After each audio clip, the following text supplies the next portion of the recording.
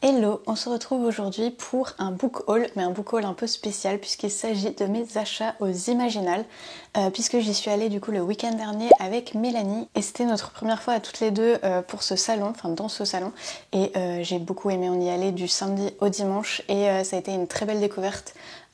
Que ce soit l'ambiance du salon, le fait de voir des gens en cosplay, de découvrir aussi plein de petits créateurs qui du coup étaient présents sur le salon et en même temps pouvoir rencontrer deux super auteurs de SFFF. Donc je vais vous présenter tout ça. Je vais commencer avec les livres que j'ai emmenés avec moi et que j'avais déjà dans ma bibliothèque.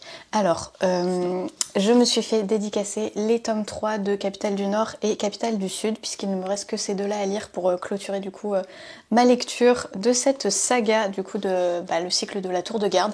Donc pour Capitale du Sud, Guillaume Chamanadjian m'a mis du coup la date du 24 mai pour l'Oralie, une dernière plongée dans les tréfonds de la capitale du Sud, et ils avaient tous les deux un petit tampon avec la tour de garde, et du coup Claire Duvivier m'a mis pour l'Oralie ses adieux à Dehaven et à Amalia, amicalement Claire Duvivier. Donc vraiment j'ai très hâte de clôturer ces sagas et de connaître les dénouements du coup des histoires de Amalia et de Nox. Ensuite j'ai été me faire dédicacer Emils de Emmanuelle Chastelière. Je l'avais commencé dans le train, j'ai lu 84 pages et j'aime beaucoup ce début, donc j'étais très contente du coup de le faire dédicacer. C'est Mélanie qui m'a donné envie de le lire puisque elle l'avait beaucoup aimé, donc c'est pour ça que j'ai craqué quand il est sorti en poche. Et au niveau de la dédicace, vous voici transporté à Carthage, dans les rues d'une cité qui s'enivre de la guerre. Qui saura lui résister? Il suffit parfois d'une seule voix. Bon voyage. Et en même temps, il avait pareil un tampon et on pouvait choisir la couleur que l'on voulait. Donc voilà le petit tampon. Pour ce qui est du résumé, 218 avant Jésus-Christ, entre Rome et Carthage, la guerre gronde de nouveau. Le prodige militaire Hannibal Barca se tient prêt à embraser la Méditerranée. Lorsqu'il part pour l'Italie à la tête d'une armée, il laisse derrière lui son épouse Emils. À peine débarquée à Carthage, la princesse Ibère est immergée dans les eaux troubles de rivalités féroces, à la merci des ambitieux et des intrigants. Elle doit alors se glisser dans le costume que les dieux et les hommes lui ont préparé, celui d'une femme dévouée à sa nouvelle patrie, la mère du futur héritier. Dans une ville tout entière, tournée vers la guerre, la jeune femme décidera-t-elle de suivre le chemin tracé pour elle, de se ranger aux côtés des voix de la discorde ou de tracer sa propre route, quitte à faire naître des inimitiés même parmi les siens. Et toute cette époque, c'est une époque qui me passionne et j'aime beaucoup la fantaisie historique, donc voilà, très hâte d'avancer, mais ce début, comme je le disais, est très prometteur. Et enfin, dans les livres que j'avais également du coup avec moi, j'ai du coup fait dédicacer Gagner la guerre de Jean-Philippe Jaworski, et j'ai encore jamais lu cet auteur, donc ça sera vraiment une entrée dans son œuvre pour moi, et c'est ce que je lui ai dit. Et du coup quand je lui ai dit ça, il m'a dit oh, mais quelle idée de choisir celui-ci, mon personnage est absolument horrible en tout point, mais ça m'a donné encore plus envie du coup de me plonger dans l'histoire. Et il m'a écrit pour l'Oralie qui n'a pas le taffetas. Ah oui, c'est vrai. C'est une dédicace en fait où il nous a expliqué ce que chaque mot voulait dire, puisque c'est pas du langage que nous on utilise nécessairement, c'est plutôt ce qui est utilisé dans le livre. Et du coup, je vais essayer de relire ça. Qui n'a pas le taffetas de Lué Anbeck, la sauce de... Non, j'y arrive pas. De Cagou, des rupins et d'envoyeurs où je grenouille. Votre fagot, bien amicalement. Entre temps j'ai oublié la traduction, donc je ne saurais pas vous redire. Je pense que je vais retrouver ce vocabulaire au fil de l'histoire et que je me ferai une petite traduction dessous. Mais voilà, ça a été pareil, une dédicace hyper sympa puisque l'auteur était très accessible et très sympathique, donc on a rigolé. Pour ce qui est de Gagner la guerre, c'est pas un résumé, c'est une citation. Gagner une guerre, c'est bien joli, mais quand il faut partager le butin entre les vainqueurs et quand ces triomphateurs sont des nobles pourris d'orgueil et d'ambition, le coup de grâce infligé à l'ennemi n'est qu'un amuse-gueule. C'est la curée qui commence. On en vient à regretter les bonnes vieilles batailles rangées et les tueries codifiées selon l'art militaire. Désormais, pour rafler le pactole, c'est au sein de la famille qu'on sort les couteaux, et il se trouve que les couteaux, justement, c'est plutôt mon rayon. Et du coup, sur le livre, il est dit que en 2009, ce roman a obtenu le prix du premier roman de la région Rhône-Alpes et le prix Imaginal du meilleur roman français de fantasy. Donc très hâte de me lancer. Et j'ai oublié un dernier livre que j'avais amené avec moi pour ce salon, c'est le tome 3 de La Confrérie du Sang, du coup de John Gwynne, et le tome 3 c'est La Fureur des Dieux. Et en plus de pouvoir me faire dédicacer ce roman, j'ai eu la chance du coup de petit déjeuner avec lui, puisqu'en fait, je crois que c'était peut-être 2 semaines avant, sur le compte des Imaginales, ils ont annoncé plusieurs petits déjeuners ou rencontres avec des auteurs en petit comité, et il y avait John Gwynne, et donc il y avait 10 places pour prendre un petit déjeuner avec lui le dimanche matin. Donc avec Mélanie, on s'est jeté dessus et on a eu la chance donc de pouvoir le rencontrer, lui poser des questions, d'échanger avec lui pendant quasi 2 heures. Donc c'était vraiment un moment hyper privilégié et plein d'émotions. C'est un auteur qui est hyper humain et ça s'est ressenti pendant ces 2 heures. Et son éditeur l'a également fait remarquer et a dit il est toujours comme ça. Il y avait sa femme également qui était présente et qui était vraiment très gentille et très drôle. Donc ça a été vraiment un super moment. Et pour ma dédicace, il m'a mis For Lauralie, it has been my great pleasure to meet you, a cliffhead walls behind, avec mon super accent. Mais ouais, vraiment, je garde des étoiles plein les yeux de cette rencontre avec cet auteur. Et évidemment, le dimanche soir, quand on est reparti du coup des Imaginales, enfin d'Épinal, on a commencé la lecture et là je suis page 357, il me reste environ 150 pages et j'adore, franchement c'est absolument génial, donc lisez du John Gwynne. Ensuite je me suis fait dédicacer La Semeuse de vent de Mélodie Joseph et du coup le tome 1 c'est La Respiration du ciel.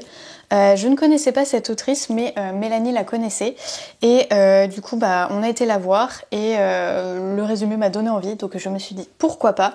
Et là on est sur une dédicace bonne lecture et bon voyage dans les îles, donc un peu plus classique mais j'ai très hâte de me lancer puisque le résumé est hyper intriguant. Et pour ce qui est du résumé, les marécages de la Tourmente, territoire désolé et perpétuellement envahi par une brume toxique, sont un endroit mortel, pour qui n'est pas solitaire. C'est pourtant une fillette bien vivante, quoique affaiblie, que Neige voit émerger des limbes. L'enfant qu'il baptise Olive porte des marques étranges sur le visage et n'a aucun souvenir de son passé. Conscient que seul son peuple peut survivre au poison qui dévaste la terre, Neige est contraint de l'abandonner sur un des archipels flottant au-dessus des nuages. Peu à peu, des fragments de la mémoire morcelée d'Olive lui reviennent, en même temps qu'un dangereux pouvoir se réveille en elle. Ses origines ont-elles un lien avec les mystérieux enfants des étoiles qui peuplent les légendes des solitaires? Donc très intriguant. Ensuite, j'ai acheté Sbire de Nathalie Zina Walschotz. En fait, le samedi en fin de journée, on a été à une conférence autour de la figure de l'anti-héros, du méchant dans les livres et pourquoi on les aime. Et l'autrice était présente. Et en fait, que ce soit à Mélanie ou à moi, elle nous a donné envie de découvrir son livre. Et ce que me disait Mélanie, c'est qu'elle avait vu qu'il était comparé à Super méchant débutant de John Scalzi au niveau de l'humour un petit peu décalé. Donc très hâte de découvrir. Et pour la dédicace, elle a mis pour Lauralie To Evil et sa petite signature. Je vais vous lire la petite phrase qui est sur la 4e de couverture. Un joyeux détournement de la figure du justicier masqué et une critique hilarante du libéralisme économique. Donc pareil, hâte de le découvrir, comme tous les livres que j'ai achetés ou que j'ai emmenés avec moi parce que je voulais les faire dédicacer. Ensuite, on a été à la dédicace de Anouk Faure pour faire dédicacer à ATA, puisque il y a quelques semaines, on a lu La Cité diaphane et on a beaucoup aimé avec Mélanie toutes les deux. Donc on avait encore plus hâte de découvrir celui-ci, d'autant plus qu'il a eu d'excellents retours depuis sa sortie. Et Anouk Faure, qui est aussi illustratrice, m'a fait un petit dessin qui est très joli. Et elle m'a mis pour Lauralie, je vous invite à la découverte d'un monde d'ondes et de courants. Amitié Anouk Faure. Et pour ce qui est du résumé, navigateur capable de diriger son voilier solaire sur les océans en suspension de la nuée, Aatea n'en demeure pas moins un paria aux yeux de son peuple. Né en mer, il ne possède pas le filament, cet organe symbiotique qui permet aux siens de coexister avec de gigantesques îles vivantes. Seules ses expéditions maritimes l'aident à endurer la servitude à laquelle le contraint le système des castes. Or, après une attaque de pirates qui coûte la vie à tous ses passagers, Aatea perd le droit de naviguer. Il choisit alors l'impensable, fuir la sécurité des îles, tout abandonner et suivre les traces de sa grand-mère, une exploratrice dont les récits ont bercé son enfance.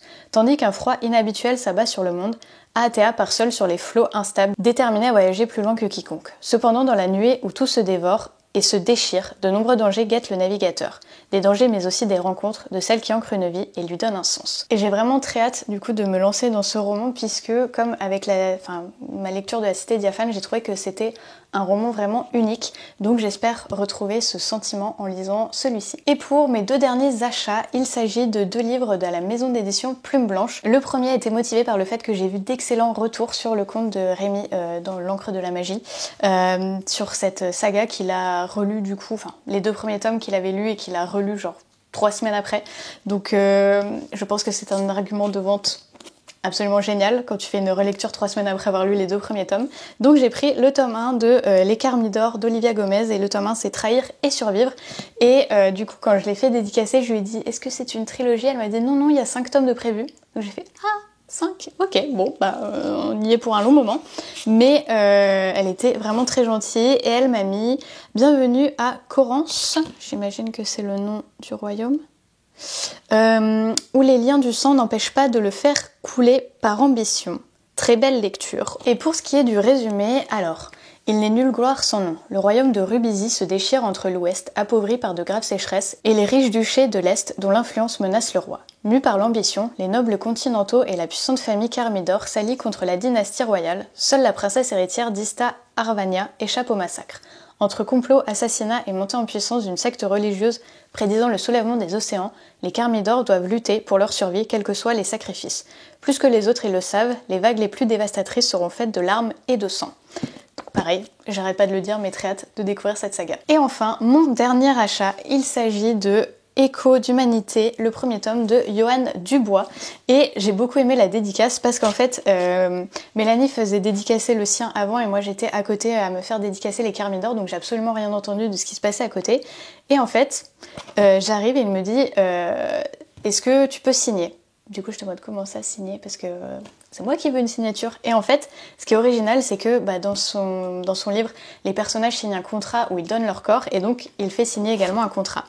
Et c'est mis, en signant ce contrat, tu acceptes de céder ton corps à l'entreprise Caphuman pour une durée de 2 années. Merci de ta confiance. Et pour ce qui est du résumé, Caphuman, une entreprise révolutionnaire. Que dirais-tu de nous louer ton corps pour 1 année ou 2? Nous endormons ta conscience et à ton réveil, tu récoltes le fruit de ton labeur, alors que pour toi, le temps a filé en un battement de cils. Il nous faudra simplement t'installer un apparat juste ici, au milieu de ton front. Tu seras toujours en sûreté. Tes proches pourront s'en assurer à tout moment. D'ailleurs, tu peux même choisir où ton corps sera employé. Caphuman, ta vie est notre priorité toujours. Netta est sous contrat, mais elle a disparu de sa chaîne de production. Pourtant, c'est impossible, pas vrai? Un être privé de conscience ne peut pas se volatiliser. Employé zélé, Bli-Am est envoyé à sa recherche. Car s'il est important de comprendre et de la retrouver, il est essentiel que nul n'apprenne jamais la vérité. Le système ne doit pas s'effondrer. Les découvertes de Bli-Am ne vont pas seulement ébranler ses convictions, mais bouleverser son être, son esprit, à un niveau que personne n'aurait pu prévoir. Elles vont faire de lui un écho. Donc pareil, le résumé m'a donné trop envie de découvrir ce livre, donc je suis ravie de mes achats ou même des livres que j'ai amenés avec moi pour faire dédicacer. Ça a été vraiment un excellent week-end avec des super rencontres avec les auteurs et non vraiment j'y retournerai l'année prochaine avec grand plaisir. Et voilà, j'espère que cette vidéo vous aura plu. N'hésitez pas à me dire si vous avez lu certains livres ou si certains vous ont donné envie. Et je vous dis à bientôt dans une nouvelle vidéo.